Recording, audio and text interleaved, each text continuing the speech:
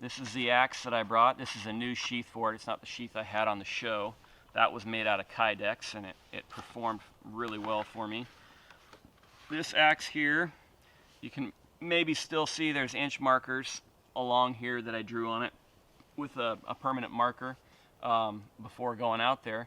But this marvelous, beautiful tool, which I'm so happy with, I made purpose made for the show.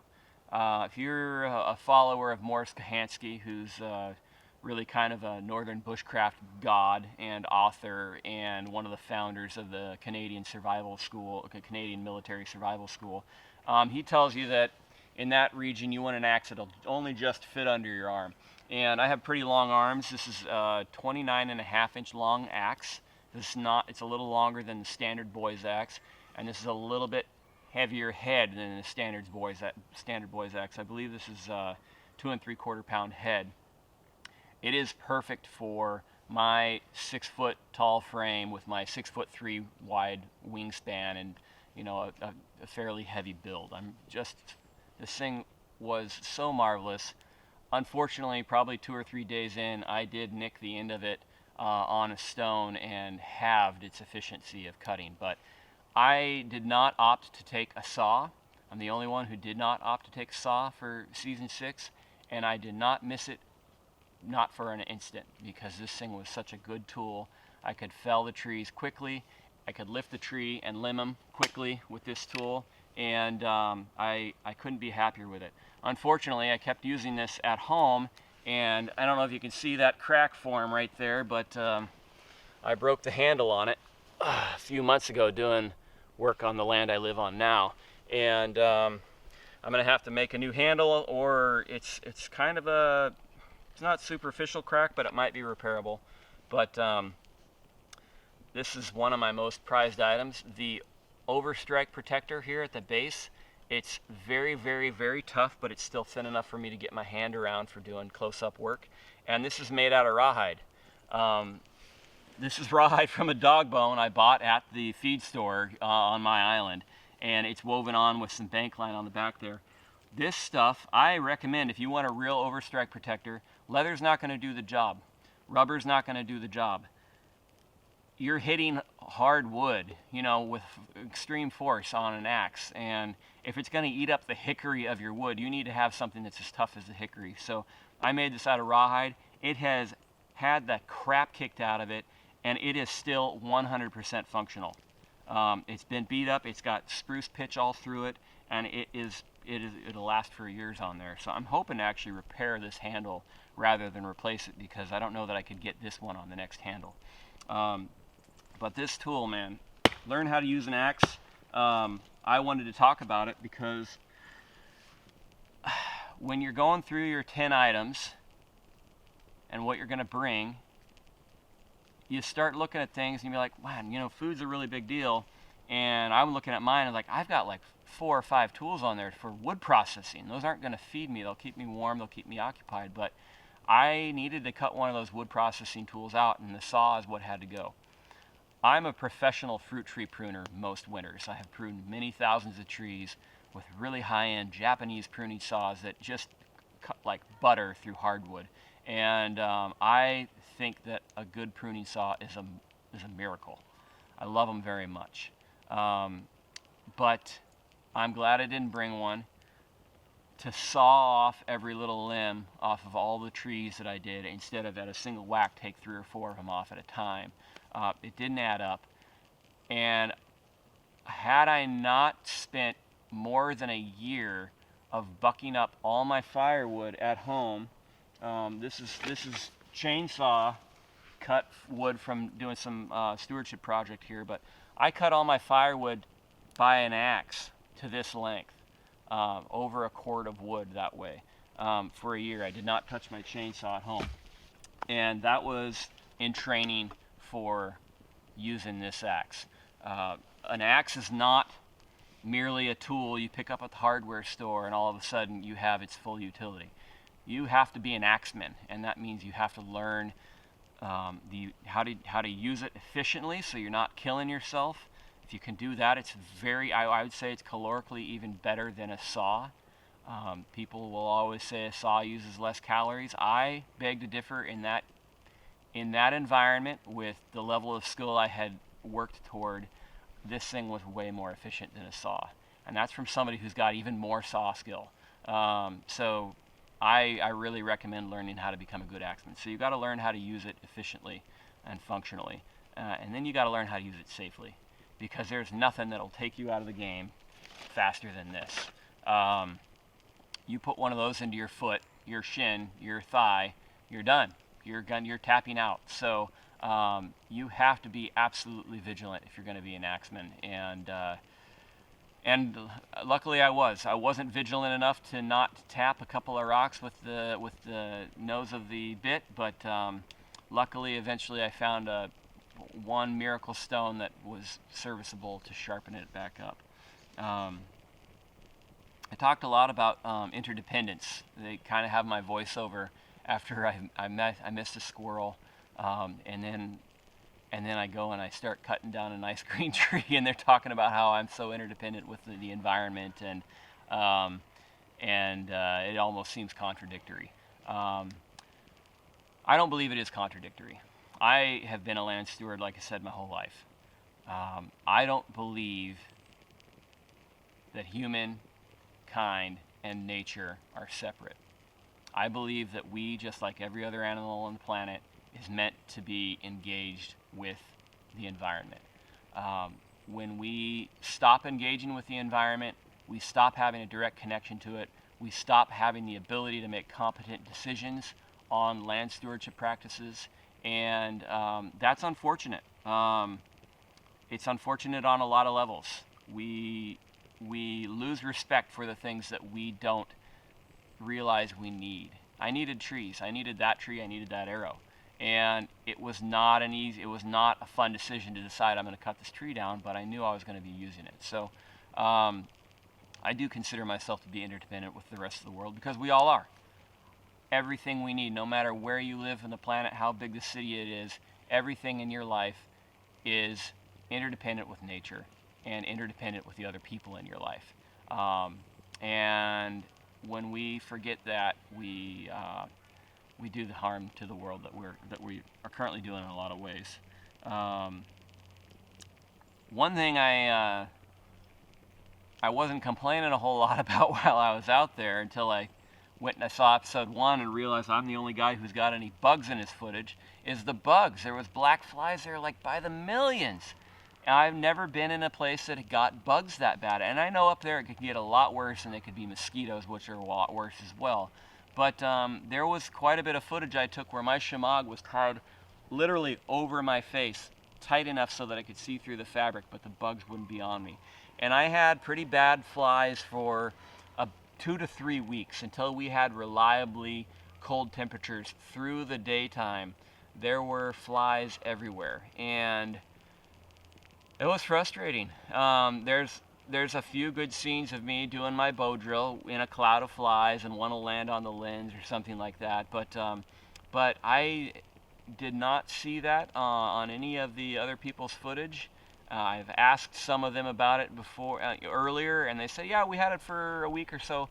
It never got that bad, but for some reason my site, the muskeg back there, or something, really bred those black flies quite well. So that was a thing that never really got mentioned in the show, and luckily that one fly landed right on the lens and made it real apparent that I was standing in the middle of a cloud of one. Otherwise, I don't think anybody would have even realized that.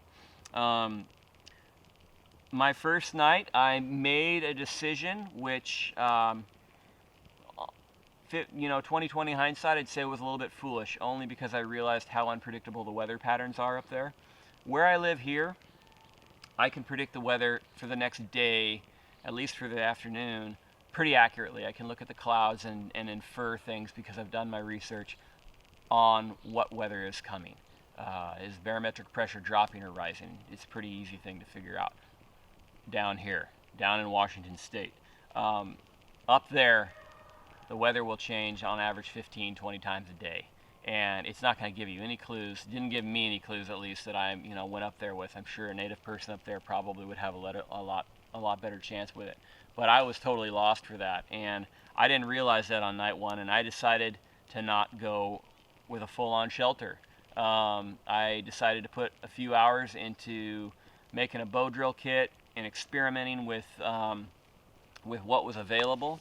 And in terms of available wood, I felt fairly confident that I wouldn't have a problem with bow drill because of the materials that were available at our orientation camp, which was 20 or 30 minutes away by helicopter. Had fantastic bow drill materials. There was cottonwood trees. There was a lot more resources. It was in the burn that Jordan found himself in. So there was dead wood. I kind of expected to have some piece of that burn, and was very much hoping I would have some of that burn on my property, but that wasn't the case. And on all the time I spent up there, I never really did quite crack the nut on how to make a bow drill fire happen like that, like I can down here in the dead of winter in a rainforest. There was something to the quality of the wood there that I think goes beyond how tight the grain in the wood was. We were up on the northern edge of where trees can grow. So you would find the rings of those trees growing so close together that you couldn't count them.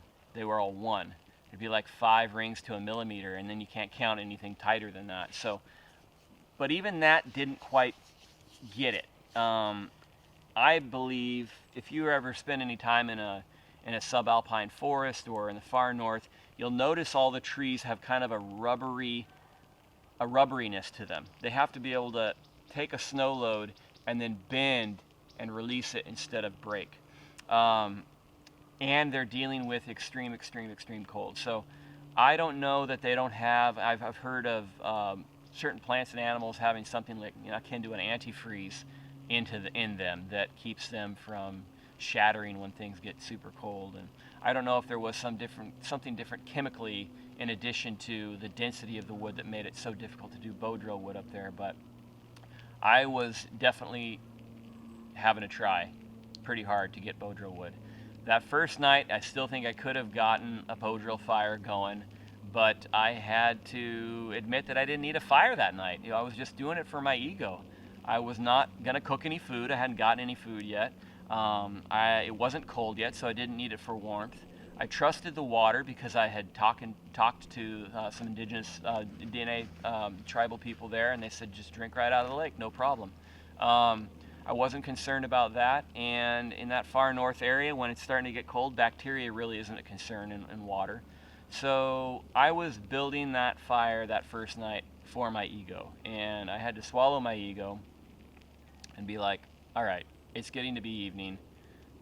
Let's take care of business. Things could get serious, and that's what I did. I focused on my shelter, or rather a kind of a tarp burrito that I made. I focused on figuring out what the layout my camp was going to be, and I spent the next few hours doing that instead of playing around with fire that I didn't need to deal with. The next day I did go out and I did find good firewood. I didn't find good. There was no such thing as good bow drill wood up there, but I found something that could work. And what ended up working was, say this is a piece of, a fire kit that I was going to make. The wood had to be dead probably for several years, and some level of rot had to occur in there to where a fungus had gotten in, and somewhere along the spectrum of where that fungus was, there was one choice little spot that you could get one bow drill bowl out of, hopefully. And then if you went to either side of that, totally worthless. And that that was a struggle for me, especially that first night. But I ended up making it happen and had fire. Tim's story. After that, they cut to him and his crash. I heard from him that he actually did it in a post in Facebook that he broke his ankle, he tore 3 of the ligaments in his knee, and he re-cracked a shin bone where a boar had bit him 2 or 3 years before, and broken his leg. Okay, he had already destroyed that knee in some other event in 1987, he said in the thing. The guy's rugged. He's lived a rugged freaking life, and the story he told us at boot camp was that he had been out working on a farm, trimming the hooves of the cattle at a dairy, and he needed to do the entire herd that day. He's in kind of an enclosed area with this one cow, and the cow freaks out, panics, stampedes him, tramples him, breaks half the bones in his body, and he gets up, finishes trimming the hooves of that cow and the rest of the herd till his workday is over, and then drives himself to the hospital where they x-ray him, find out how many of his bones are broken, and then discover he has cancer because he got x-rayed. So his story was about how that cow saved his life by stampeding him to death almost, and they were able to discover the cancer before it got out of hand. That's what kind of guy Tim is. He's a tough son of a bitch, and really, really, really neat guy. So don't throw any shade his way because he's a funny guy. He was, allow people to be irreverent when they're out in the woods trying to be free. And, I have all the reverence in the world for the wild, but it doesn't mean that people can't have a sense of humor as well.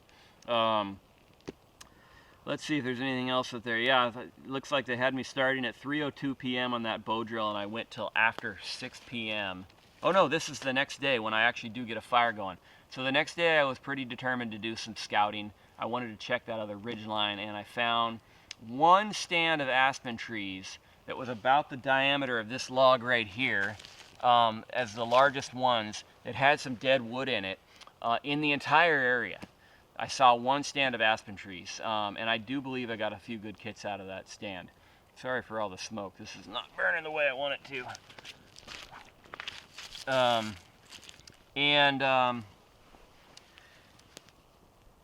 Yeah, it still took me 3 hours. Goodness gracious. Let's do this over here, guys. It still took me a solid 3 hours to get a fire going with aspen, which would work here in a few moments. So that's how determined I was. I did a lot more later on than 3 hours, and that was after I hiked probably about 5 miles that day to find that wood and look for other resources. My shelter that I put up that first night was basically a ridgepole anchored into 2 trees, living trees behind my shelter, and then at the front I did a large tripod, not unlike the small tripod that's holding up the end of this shelter behind me. This is a shelter that that some of my students from a recent survival course started to erect, and this smoke is just playing jokes with me right now. Need to get this fire going so that the smoke goes up instead of across the camera. Get some heat on that.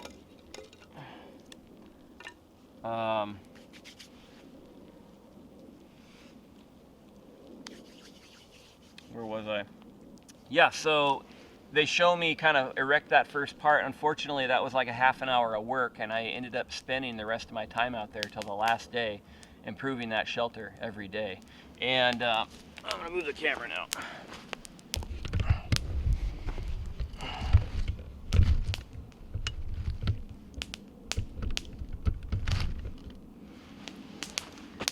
And it was a beefy shelter. I don't know that I've seen a bigger shelter on the show by the time that thing was done, because I did that first central ridgepole, and then there's an image in there later on where they show that I've actually got 2 more ridgepoles out near the ends. So that roof went from like this to like this. And eventually I built a shelter so that it's got 5 ridgepoles through it, so it's more like a barn shape. And I made maximum use of that 12 by 20 foot shelter. I reckon, and then when I eventually put walls, they sloped out as well. So the foot of my shelter was nearly 200 square feet. It was really big in there. And I did that for a reason. I was building 2 shelters. I wanted to have a second sleeping shelter inside of my main shelter. And I wanted to do that so that I have something small and tight the size of a coffin that would retain my body heat. So I made it big to have a second shelter in it, and to have a big area for my fire and projects. I wanted to have something like a carport that I could work inside of, haul lumber in, and have room to move, and then also store all my firewood inside under the roof, so that it would be good and burnable when time came to burn it. And I needed it to be big because I was not planning on cutting all my firewood to stove length. I didn't have a stove up there, and it's one of the things that kind of drives me nuts when I see people who are in a survival situation wasting calories to make firewood that's this size, that for a stove, when you can put just one end of the log into the fire and let it burn along its length like a cigarette burns up. And so I cut all my firewood down to 5 to 7 foot lengths, and then I put the ends together into the fire and push them in as they burned to save energy, and to make it a lot easier to haul my wood in. If I could grab 2 or 3 logs instead of 15, armload of 15 little things, it made a lot more efficient. My gill net setup was pretty great. I was really happy with how that turned out. Ever since watching season 1, I had been thinking about gill nets and how to deploy them in rugged conditions. I wanted to get on the show. I thought there was a good chance Vancouver Island might be the place. I live just south of Vancouver Island in the Salish Sea. I know how rugged the water gets here. I know how heavy the wind gets. I know what the storms are like. And it'll mess a net up. It'll mess a net up really fast, and you don't want to have to go into the water to deal with it. So my idea was to hang the net out on an arm that pivoted off of the shore and could be brought up onto the shore high and dry with lines that meant I never had to come near the water. And I did have to come within a few feet of the water. Obviously, it was a little bit sketchy when the ice started to form up, but that's what I did. It worked a charm. It caught fish. And you'll see in episode 1 that massive lake trout that I caught. Man, that thing was a miracle. I just was so happy with that thing. It was a pig. It was so fat. It was chubby. And they're a Chinook salmon caliber fish, which I was so happy to learn about, because that was the first one I ever seen with my own eyes. And man, did it taste delicious. It might be my all-time favorite eating fish now after that experience, and dripping with fat. So I was really happy to have caught that thing. I could not be more grateful for it, and I'll be indebted to it in next life probably. I found that gas can, which I carried a lot of that fish back to my camp in. I had cleaned the fish down by the shore instead of in camp, to avoid undue odors before the bears were going in for hibernation, and also just to have water to clean up and everything. And that gas can I actually found up on a ridge line, not out on the beach. That's another, if you hear, you can see that chopped up my voice and made it sound like I found it on the beach. It's probably them talking about a cedar board that I found. But I cut that gas can in half by batoning it with my knife, and if you look at it at all, you can see teeth marks all over in it. And that gas can had been stolen out of a camp, probably a fishing camp from that area, by a grizzly bear, and then hauled a couple hundred yards up the ridgeline, and discarded there by the bear after it chewed 50 holes in it. Kind of a bummer it had so many holes in it, because I couldn't haul liquids or anything else in it. But any kind of container in a situation like that becomes gold. It's so important to be able to have containers up there. And I found one little tin can